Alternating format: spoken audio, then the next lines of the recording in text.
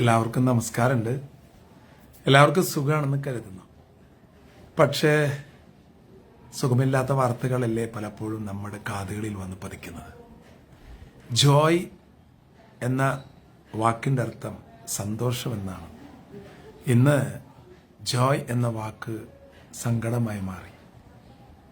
നമ്മളെപ്പോലെയൊന്നും ജീവിതത്തിൻ്റെ നേട്ടങ്ങളൊന്നും നേടാൻ സാധിക്കാത്ത ആ മനുഷ്യൻ വെള്ളത്തിൽ താഴ്ന്നു പോയ കഥ മലയാളികളൊക്കെ നൊമ്പരപ്പെടുത്തുന്നുണ്ടാകാം.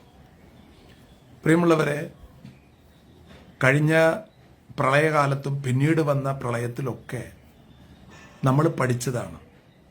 നമ്മളുടെ മാലിന്യങ്ങൾ നാം വലിച്ചെറിയുമ്പോൾ അത് അനേകരുടെ ജീവിതത്തിലാണ് ചെന്ന് വീണ് ദുഃഖത്തിൻ്റെ സമുദ്രമായി മാറുന്നത്.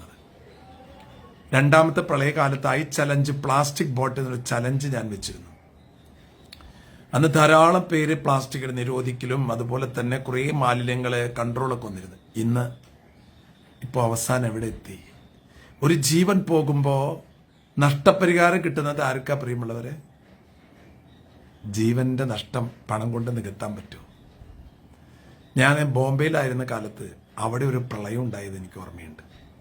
അതിൻ്റെ ഏക കാരണം മാലിന്യം ഒഴുകി വരുന്ന ചാലുകളിലെ പ്ലാസ്റ്റിക് കുപ്പികൾ വന്ന് നിറഞ്ഞ് വെള്ളപ്പൊക്കം ഉണ്ടായതാണ്. ഈ ലോകത്തെ എല്ലാ ദുഃഖങ്ങളും മനുഷ്യൻ വരുത്തി വെക്കുന്നത്. ഇന്ന് ചെയ്തതിൻ്റെ ഫലം 1000 വർഷങ്ങൾക്ക് ശേഷമാണ് നമ്മൾ കാണാനായിട്ട് ഇടയാകുന്നത്. അതിനാൽ നമ്മൾ ഈ ഒരു പ്രത്യേക സാഹചര്യത്തിൽ നാം മനസ്സിലാക്കേണ്ട കുറേ കാര്യങ്ങൾ. നമ്മുടെ ജീവിതം കൊണ്ട് ഒരു മനുഷ്യനും ആപത്ത് വരാൻ ഇടയാകാതിരിക്കണം. ഇപ്പതേ മഴവെള്ളപ്പാച്ചിലിൽ പുഴയുടെ നടുവിലകപ്പെട്ട മനുഷ്യരെ കരകയറ്റാനായിട്ടുള്ള പരിശ്രമം കാണുമ്പോൾ നമ്മുടെ ഉള്ളിലൊരു പോസിറ്റീവ് എനർജിയാണ്. മനുഷ്യൻ അതാണ്. എൻ്റെ സ്നേഹമുള്ള പ്രിയ സഹോദരങ്ങളെ, ഇന്ന് മനുഷ്യൻ നെഗറ്റീവായിട്ടുള്ള ഒരു ലോകത്തിലാണ് ജീവിക്കുന്നത്. എവിടെയെല്ലാം നെഗറ്റീവായിട്ട് നമ്മൾ കേൾക്കുന്നത് അതൊക്കെ നമ്മുടെ ജീവിതത്തെ ബാധിക്കുകയാണ്. പോസിറ്റീവായിട്ട് ചിന്തിക്കാൻ പരിശ്രമിക്കുക. കുറച്ച് കാലമേ നമുക്ക് ജീവിതമുള്ളൂ. ആ ജീവിതം കഴിഞ്ഞ് യാത്രയാകുമ്പോൾ നാം ജീവിതം കൊണ്ട് എന്ത് നേടി എന്ന് നമ്മൾ പരിശോധിക്കും. നമ്മൾ അനേകരുടെ കണ്ണുനീരിന് നമ്മൾ കാരണമായിട്ടുണ്ടെങ്കിൽ അതെല്ലാം നമ്മുടെ ജീവിതത്തിൽ അവസാന സമയത്ത് നമ്മൾ കരഞ്ഞു തീർക്കേണ്ടി വരും. നമ്മൾ എന്താണോ ചെയ്തത് അതാണ് നമ്മുടെ ജീവിതത്തിൻ്റെ സമ്പത്ത്. ഒരു മനുഷ്യൻ്റെ കണ്ണീര് തുടയ്ക്കാൻ ഞാൻ ഇന്ന് kidney federation of India dialysis യൂണിറ്റിൽ പോയി. അവിടെ കണ്ണ് കാണാത്ത ഒരാളാണ് ഡയാലിസിസ് ചെയ്യുന്നത്. അപ്പം അയാൾ മനസ്സിലാകെ പ്രയാസപ്പെട്ടു. വൈഫും ആൾക്കാരൊക്കെ പറഞ്ഞു. അപ്പം ഞാനെടുത്ത്, എന്താ ചേട്ടാ സുഖല്ലേ? പറഞ്ഞു ദേഹച്ചനാന്ന് പറഞ്ഞു. അപ്പം ഞാനയാൾ ദേഹത്തൊക്കെ തൊട്ട് കൈയുടെ അവിടേക്കൊന്ന് തടവി. അപ്പം ആ മനുഷ്യൻ അച്ഛൻ തൊട്ടപ്പോൾ തന്നെ എനിക്ക് സന്തോഷമായി. പ്രിയമുള്ളവരെ, മറ്റുള്ളവരെ അവരുടെ വേദനകളിൽ ആശ്വസിപ്പിക്കാൻ നമുക്കെല്ലാം പറ്റില്ല. അതാണ് നമ്മുടെ പ്രയാസം. എന്നെ സംബന്ധിച്ചിടത്തോളം ആയിരക്കണക്കിന് ആൾക്കാരാണ് സാമ്പത്തിക സഹായമാണ്. ഞാനെന്ത് ചെയ്യാൻ പറ്റും? അപ്പം അവർ പിന്നെ അച്ഛനൊന്നും തന്നില്ല, ഞാനതെല്ലാം ദൈവത്തിന് സമർപ്പിക്കുള്ളൂ. നമ്മൾ ജീവിക്കുന്ന സമൂഹത്തിലെ ചുറ്റുപാടുള്ള മനുഷ്യരുടെ സങ്കടങ്ങളൊക്കെ കാണണം. നമ്മളെ കൊണ്ട് ചെയ്യാവുന്ന നന്മകളൊക്കെ ചെയ്യാൻ നമ്മൾ തയ്യാറാകണം. ജീവിതം കൊണ്ട് നേടിയെടുക്കാവുന്ന അതാണ്. നമ്മുടെ ജീവിതം കൊണ്ട് എന്ന് നേടി ജോയി കയത്തി താന്നുപോയി, മാലിന്യത്തിൽ മുങ്ങിപ്പോയി. 30 ലക്ഷം 60 ലക്ഷം 1 കോടി ആർക്കാ കിട്ടാൻ പോണത്? ജോയിക്കാണോ? അപ്പം ജീവിതത്തിൽ നമ്മൾ മനസ്സിലാക്കേണ്ടത് പണം കൊണ്ടൊരാളുടെ ജീവിതത്തെ നമുക്ക് പരിഹരിക്കാനായിട്ട് പറ്റില്ല. പിന്നെ സ്വാർത്ഥം നിറഞ്ഞ ലോകം. എന്ത് വഴിയിലൂടെയും ഞാൻ ആഗ്രഹിക്കുന്നത് നേടിയെടുക്കുക, അതൊന്നും നേട്ടാവില്ല പ്രിയമുള്ളവരെ. നമുക്ക് നേട്ടം ഉണ്ടാവണമെങ്കിൽ അപരൻ്റെ ജീവിതത്തിലേക്ക് നമ്മളുള്ളതൊക്കെ പകുത്തു കൊടുക്കാൻ നമുക്ക് കഴിയണം. കുറേ മനുഷ്യർ ഞാൻ അങ്ങനെ കാണുന്നുണ്ട്. അതിലെനിക്ക് സന്തോഷമുള്ളത്. അതുകൊണ്ട് ജീവിതം കൊണ്ട് എന്ത് നേടി എന്ന് ശ്രദ്ധിച്ചോളൂ. ജീവിതം കൊണ്ട് നമ്മൾ എന്താ നേടിയത്? സമ്പത്താണോ? അത് കാര്യം ഉണ്ടാവില്ല. ജീവിതം കൊണ്ട് അധികാരമാണോ നേടിയത്? അത് കാര്യം ഉണ്ടാവില്ല. ജീവിതം കൊണ്ട് എന്താണ് നേടിയത്? പ്രശസ്തിയാണോ? അതിനും കാര്യം ഉണ്ടാവില്ല. ജീവിതം കൊണ്ട് നേടണം ആത്മസന്തോഷം. അതാണ് ഒരു മനുഷ്യന്റെ ജീവിതത്തിലെ സമ്പത്ത്, നമ്മുടെ ആത്മസന്തോഷം. ആരും വേണ്ട.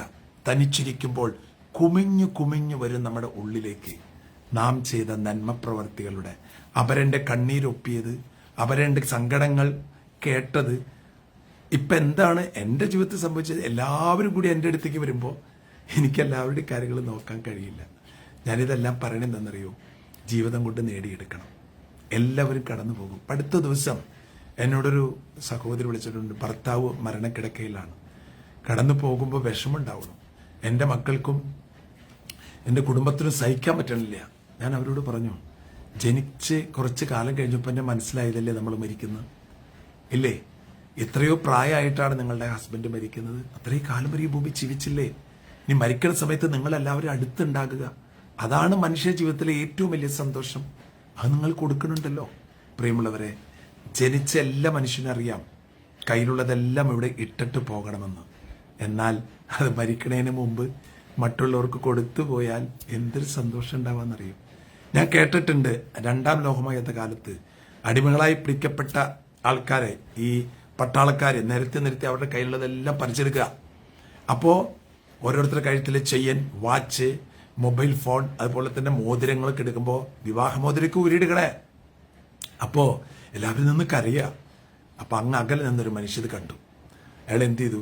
ഈ പട്ടാളക്കാരിങ്ങനെ എല്ലാം പറിച്ചെടുക്കാൻ വന്നപ്പോൾ ഇയാൾ വിവാഹമോതിരം ഊരിയെടുത്തിട്ട് അയാളെ കണ്ടപ്പോൾ ഒന്ന് ചിരിച്ചിട്ട് I have a special gift for you, ആ മോതിരം കൊടുത്ത ദിവസം ഈ മനുഷ്യൻ ഈ പട്ടാളക്കാരനെ നോക്കി. ഭയങ്കര ആക്ഷനാണല്ലോ. അയാൾ എന്തെന്നറിയോ? ആ മോതിരം താനെടുത്തോളാം എന്ന് തിരിച്ചു കൊടുത്തു. അതാണ് കാര്യം. നാം ജീവിതത്തിൽ എല്ലാം നമ്മുടേതാണെന്ന് കരുതി അടക്കി വെക്കുമ്പോൾ കയ്യിൽ നിന്ന് നഷ്ടപ്പെടും. മറ്റൊരു കൊടുത്താലോ അത് 100 ഇരട്ടി നമുക്ക് കിട്ടും. ജീവിതം കൊണ്ട് എന്ത് നേടണം? മനുഷ്യ ഹൃദയങ്ങളിൽ ഇടം നേടണം. അത് ക്രിസ്ത്യാനിയാണോ, മുസ്ലിമാണോ, ഹിന്ദുവാണോ, മനുഷ്യ ഹൃദയങ്ങളിൽ ഇടം നേടണമെങ്കിൽ ദൈവത്തിൻ്റെ ഹൃദയത്തിൽ നമുക്ക് സ്ഥാനമുണ്ടാകണം.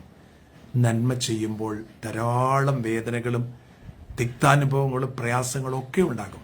പക്ഷേ അതാണ് ആ നന്മയുടെ ക്വാളിറ്റിയും മഹത്വവും. പട്ടാളക്കാരനെ നമ്മൾ വിലമതിക്കുന്നതിൻ്റെ കാരണം ഈ കോടാനുകൂടി മനുഷ്യർക്ക് വേണ്ടി മഞ്ഞും വെയിലും കൊണ്ട് അതിർത്തി നൽകുന്ന പട്ടാളക്കാരൻ, അവൻ്റെ ഹൃദയത്തിലുണ്ട് എൻ്റെ രാജ്യം സംരക്ഷിക്കപ്പെടണം. അതെ, അവരന് വേണ്ടി ജീവിക്കുന്നതിൻ്റെ സന്തോഷമായിരിക്കണം ജീവിതം കൊണ്ട് നിങ്ങൾ നേടിയെടുക്കേണ്ടത്. കുട്ടികളോടും എന്നെ കേൾക്കുന്നവരോടൊക്കെ പറയാനുള്ളത് അതാണ്. നിങ്ങൾക്കെല്ലാവർക്കും നന്ദി. ദൈവം നിങ്ങളെ അനുഗ്രഹിക്കട്ടെ.